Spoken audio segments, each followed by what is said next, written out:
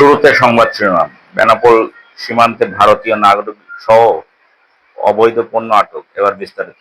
যশোরের বেনাপোল সীমান্তে অভিযান চালিয়ে প্রকাশ শিকদার ৩৫ নামে এক ভারতীয় নাগরিক সহ মাদকদ্রব্য ও অন্যান্য চোরাচালানি মালামাল আটক করেছে বিজিবির সদস্যরা। আটককৃত প্রকাশ শিকদার ভারতের উত্তর ২৪ পরগনা জেলার গাইঘাটা থানার বনগাঁ চাঁদপাড়া গ্রামের পরিমল শিকদারের ছেলে।